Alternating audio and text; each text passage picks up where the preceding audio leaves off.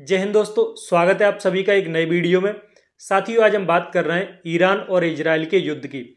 Iran और Israel के युद्ध में ईरान का साथ आखिर कोई भी मुस्लिम देश क्यों नहीं दे रहा है, हम उस पर चर्चा करेंगे। उसके आखिर मूल कारण क्या है, क्यों ईरान आज पूरे मिडिल ईस्ट के अंदर अकेला खड़ा है, जबकि साथियों पूरे मिडिल ईस्ट में 20 से 22 मुस्लिम कंट्रीज हैं, लेकिन ईरान का साथ गिने चुने मुस्लिम देश दे रहे हैं, जिनको हम उंगलियों पर गिन सकते हैं।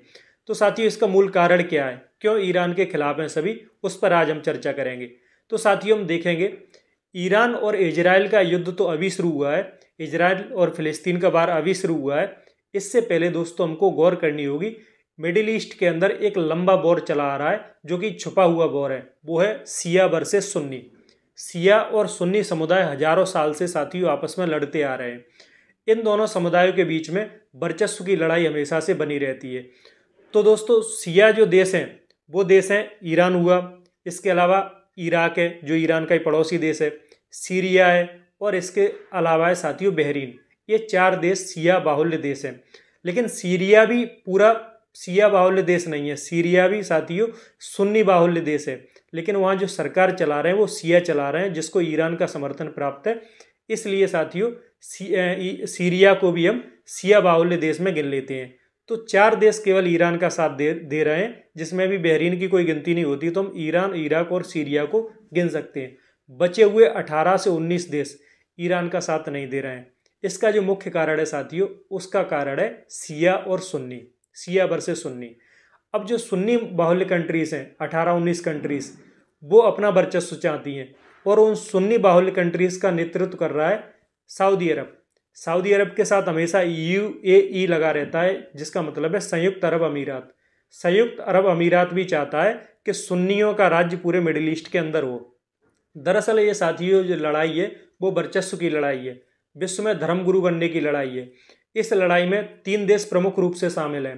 पहला तो ईरान है, दूसरा तुर्की है। तुर्की भी साथियों आपको पता होगा, खलीफा के ज़माने से तुर्की जो है विश्व में मुसलमानों का अपने आप को धर्मगुरु कहता है। तो एक तुर्की शामिल है, और तीसरे नंबर पे जो शामिल है वो है सऊदी अरब, जो कि अभी नया नया शामिल हुआ है।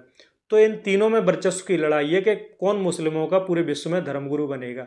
तो एक्चुअली ये शिया वर्सेस सुन्नी की लड़ाई है, इसीलिए ईरान का साथ कोई भी मुस्लिम कंट्रीज नहीं दे रहे हैं। इसके अलावा साथियों हम देख सकते हैं, पूरा मिडिल ईस्ट में जितने भी सुन्नी देश हैं उनका साथ अमूमन अमेरिका देता है।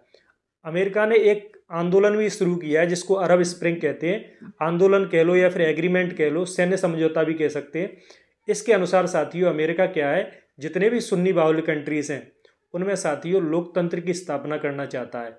अरब स्प्रिंग देशों में इस आंदोलन के माध्यम से UAE में, सऊदी अरब में और उसके आसपास वाले सुन्नी बाहुल्य देशों में अमेरिका चाहता है कि लोकतंत्र की स्थापना हो। इसीलिए इस आंदोलन को अरब स्प्रिंग का नाम दिया गया। और एक्चुअली में अमेरिका क्या चाहता है, अरब स्प्रिंग तो एक तरफ है, अमेरिका चाहता है ईरान और सीरिया का विरोध, क्योंकि ईरान हमेशा चीन और रूस के द्वारा समर्थित रहता है।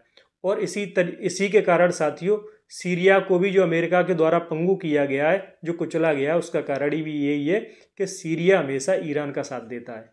तो ये थे मूल कारण। इसके अलावा साथियों एक जो मूल कारण है वो ये है कि ईरान हमेशा मिडिल ईस्ट को परेशान किए रहता है। पूरे मिडिल ईस्ट के देशों में खुद का वर्चस्व दिखाने के लिए सारे मिडिल ईस्ट के देशों के नाक में दम किए रहता है। वो कैसे करता है, वो करता है साथियों प्रॉक्सी वार के माध्यम से, पीछे से वार करता है, इनडायरेक्ट वार करता है। जैसे कि हम देख रहे हैं साथियों, अभी चल रहा है इजराइल और फिलिस्तीन का युद्ध। इजराइल और फिलिस्तीन के इस युद्ध में जो ईरान अटैक कर रहा है वो पीछे से कर रहा है। जिस तरीके से जैसे मोहम्मद के माध्यम से पाकिस्तान हम पर अटैक करता है, या फिर हाफिज सईद के माध्यम से करता है आतंकवादी संगठनों के माध्यम से, उसी प्रकार से ईरान इजराइल पर हमास के जरिए अटैक कर रहा है। आपने हमास बार बार सुना होगा। इजराइल और फिलिस्तीन के युद्ध में एक्चुअली ये हमास है क्या, हमास साथियों है एक आतंकवादी संगठन, जिसका नेतृत्व कौन कर रहा है, जिसका नेतृत्व कर रहा है ईरान, वो भी चुपके से, और पीछे से हथियार सप्लाई कर रहा है। अब ईरान के पास इतने सारे हथियार कहाँ से आए, ईरान के पास इतने सारे हथियार आते हैं साथियों चीन और रूस से। एक्चुअली में वो 2 विचारधाराओं का युद्ध चल रहा है, रूस का और अमेरिका का। तो पूरा जो अखाड़ा बना है वो अभी मिडिल ईस्ट बना है फिलहाल। तो प्रॉक्सी वार के जरिए ईरान मिडिल ईस्ट में अशांति फैलाए रहता है। जिस तरीके से ईरान ने फिलिस्तीन के अंदर हमास को खड़ा कर रखा है, साथ ही उसी तरीके से लेबनान के अंदर ईरान ने हिजबुल्लाह को खड़ा कर रखा है। हिजबुल्लाह जो है इजराइल की जो गाजा पट्टी है, जो इजराइल के रिहायशी एरिया हैं, उन पर अटैक करता रहता है। साथियों, अभी अभी आपने हाल ही में न्यूज़ में सुना होगा कि इजराइल ने लेबनान के अंदर हिजबुल्लाह के सबसे बड़े कमांडर, जिसका नाम नसरुल्लाह था, उसको उड़ा दिया है। तो साथियों, इजराइल ने उस पर एयर स्ट्राइक इसीलिए की थी, उसको इसीलिए ढेर किया था क्योंकि वो एक आतंकवादी संगठन था और जो कि ईरान द्वारा फंडेड था, ईरान उसको फंडिंग करता था। इसीलिए साथियों जो है लेबनान के अंदर हिजबुल्लाह को इजराइल ने उड़ा दिया। इसके अलावा साथियों हम देखेंगे यमन में और सऊदी अरब में हूती विद्रोहियों को ईरान फंडिंग करता रहता है और उनके माध्यम से जो है पूरे सऊदी अरब में और यमन में और उसके आसपास के क्षेत्रों में जो है आग को जन्म देता रहता है, विद्रोह को जन्म देता रहता है। ये ईरान के काम है। इसीलिए साथियों ईरान से जो है मिडिल ईस्ट के मुस्लिम कंट्रीज, खासकर सुन्नी प्रधान देश नाराज रहते हैं और जब भी इजराइल ईरान पर अटैक करता है तो सुन्नी प्रमुख देश कभी भी जो है ईरान का साथ नहीं देते, केवल सीरिया के अलावा। सीरिया सुन्नी प्रधान है, वहाँ का शासक जो है शिया है, इसीलिए वो जो है ईरान का साथ देते हैं। दो कारण साथियों हमने देखे। तीसरा जो प्रमुख कारण है वो है आतंकवाद। जो मिडिल ईस्ट के देश हैं साथियों, वो ऐसा मानते हैं कि पूरे क्षेत्र में जो आतंकवाद फैलाता है और जो आतंकवाद का मुख्य अड्डा है वो ईरान है। जिस तरीके से साथियों आपने देखा होगा जो दक्षिण पूर्व एशिया, उसमें ये समझा जाता है कि आतंकवाद का, टेररिज्म का अड्डा जो है पाकिस्तान है। जैसे मोहम्मद लश्कर ए तैयबा जैसे आतंकवादी संगठन वहाँ पर जीवित है, उसी तरीके से साथियों मिडिल ईस्ट और खाड़ी देशों में ये समझा जाता है कि आतंकवाद का प्रमुख अड्डा जो है ईरान है। इसी के वजह से जो है पूरे मिडिल ईस्ट के देश ईरान से नाराज रहते हैं। प्रॉक्सी वार तो एक मेन कारण है ही है, दूसरा ईरान को सबसे बड़ा टेररिज्म का अड्डा भी समझा जाता है।